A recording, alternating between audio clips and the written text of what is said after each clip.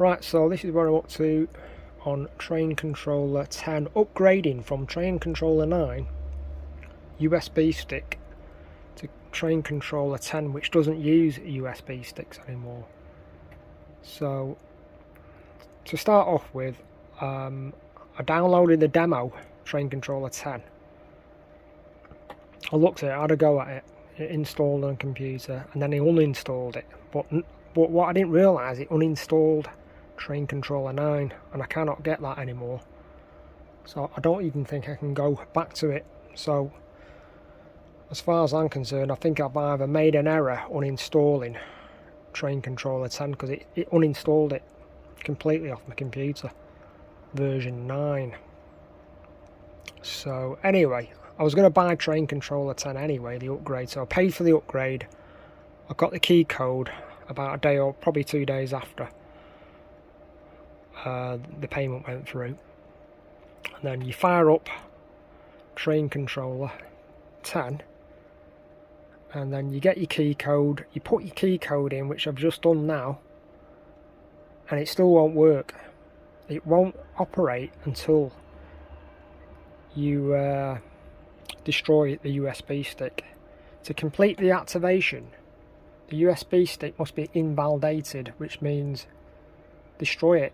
Until then, the program will only run in demo mode, even though I've paid for the upgrade and I've got the license key. So you click on more information,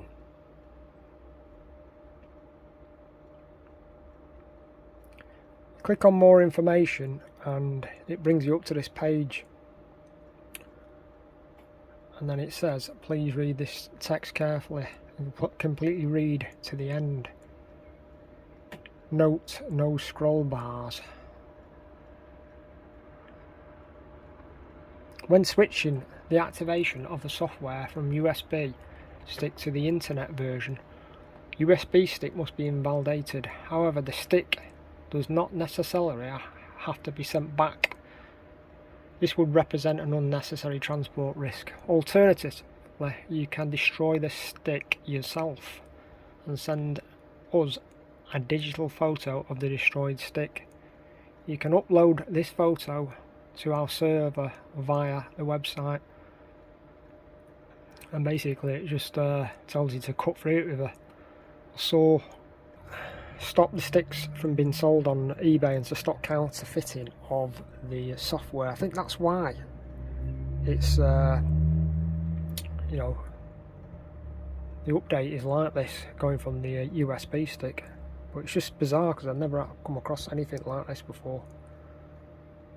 So once you've destroyed the stick and took a close-up picture of it, upload it to the server, then you'll be granted use of the license you just paid for. Right, so there's a stick. There's a hacksaw. Thought I'll get video proof of this. I actually emailed the software developer as well, and he said, yeah, this is what you've got to do. I wanted 100% confirmation before I did it, and I've got the video, you know, the email, etc. to prove it. So here goes. There you go.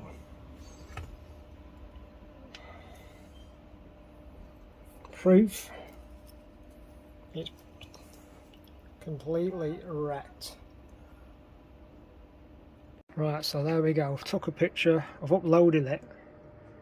As a precaution, keep hold of the memory stick until you get confirmation it's been destroyed properly, and then the license should be enabled then. I mean, I can sort of understand why they're doing this, because it is expensive software, and it's to stop anyone copying it or getting information and duplicating it to make licenses which are not official.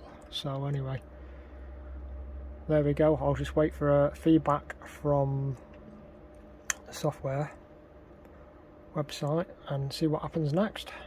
I don't know how long this is going to take. I mean, the response I sent out yesterday, I got a response back from the developer straight away. it was really good. You know, he came back to me straight away and explained and confirmed what I had to do. So anyway, that's that. But anyway, I came out the software, carried on in demo mode or continue, and then I got a message straight away that said, do you want to register a license on this computer? So I'm just going to go yes. Welcome to new user of Railroad & Co program. Yep, so it's been validated virtually straight away, so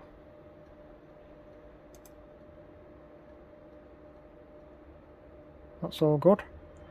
So now it's working. TrainController 10 is now working, and the license is in full operation, and that was done virtually straight away. So I don't know. I don't know how it's identified. I was expecting some sort of wait.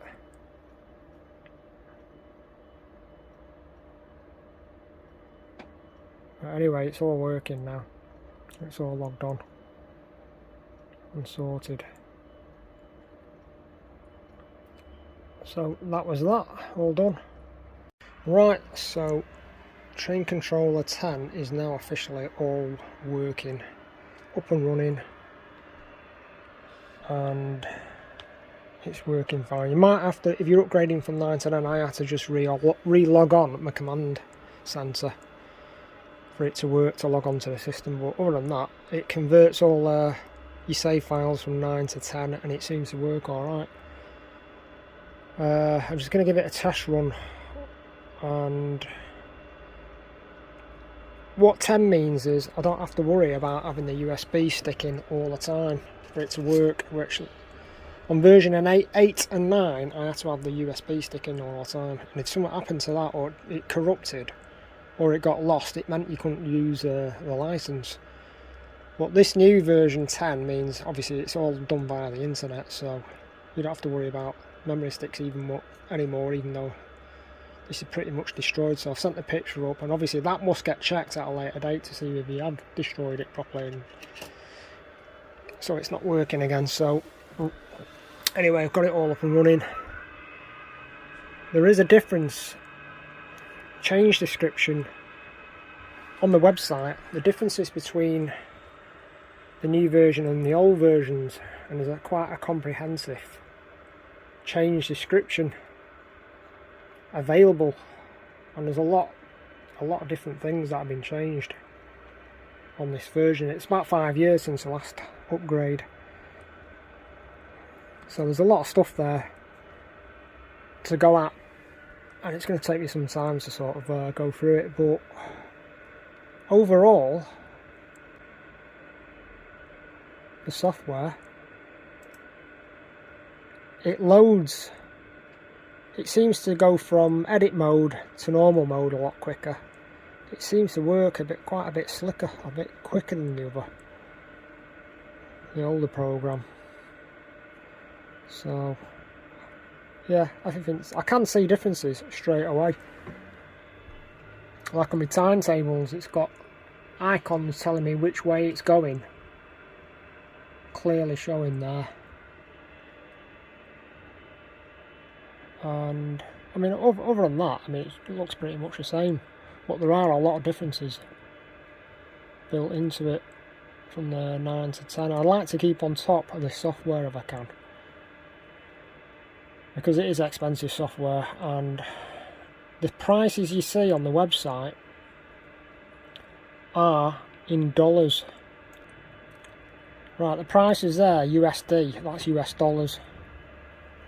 So it looks a higher price than what it actually is, but it's still a high price anyway for this software. But it depends which version you get. I've tried loads of different types of automation software, and this one I could always get this one going without any problems. That's why I've stuck with this software for about 10 years. But like you say, it's all a matter of what you can afford and what you prefer. There are other alternatives. Anyway, I'm going to start the clock, start a timetable, and let's see. See what happens. The clock's running in 2x mode.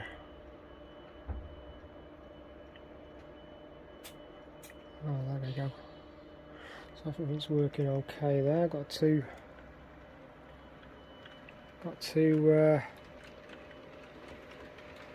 trains running out of station. I mean, this is great because you to do this manually, it's really difficult. You've got to make sure all the points are set and everything is running accordingly, and all the routes are safe. On the automation, everything seems to be okay there.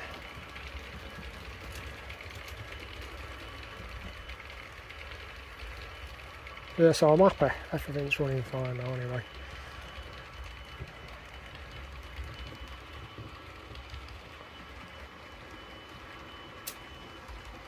That's looking good. I'm building up speed, routes have been set.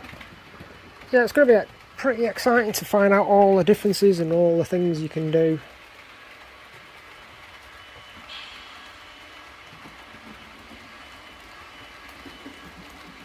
And of course, well, the version I've got is the gold version, which is the top of the range. It does everything. It's a bit overkill for this layout really, because it's not really big enough, but I can do a lot of complex manoeuvres and all the rest of it. Yeah, so at the end of the day, I'm happy. I should start building up speed soon. I'm going faster and faster.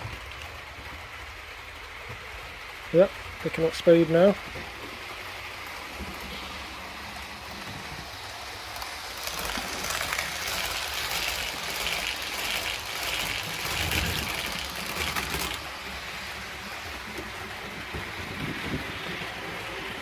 Yeah, so there's another thing I've got here, which is I think I've shown it on another video, the Flying Scotsman, which is coming out. I was thinking, what carriages have I got that I can put with it? Anyway, I've got a load of Southern British Rail coaches, Fleischmann. I've got a load of these brand new in the box, so I'm going to run a fleet of these coaches with the new Markling Tricks Flying Scotsman. That's something else I'm going to be doing as well when I get all of that. I can't wait to get all of that. And I've got a new set of coaches, plus I've got an old set of coaches which I can make up quite a large rake. I was just showing this picture, I've got a picture of the Mallard with the high speed run, the telemetry coach. I'm going to get this framed. I'm going to put it downstairs somewhere, or in my bedroom, I'm not sure yet. But what it is, a next door neighbour went to the National Railway Museum and I couldn't believe it. She brought me this picture back. She knows I like trains, and I get on with my neighbours, great people, and I was just gobsmacked when I was talking to her about York, and next minute she comes out and she goes, "I've got this for you." I just couldn't believe it. I was like, wow, what a cracking picture. Beautiful picture, that. So I'm going to get that framed. So anyway, that's the end of the video, and I hope that helps someone with the train control, showing about the upgrades. I know it's quite a boring video really, because I've been rambling on about it quite a lot, but I just wanted to show anyway. And that's it. I'm just going to stop this video, and on the next video, I don't know what I'm going to do next video. I have bought another building for my layout, which is another castle, believe it or not.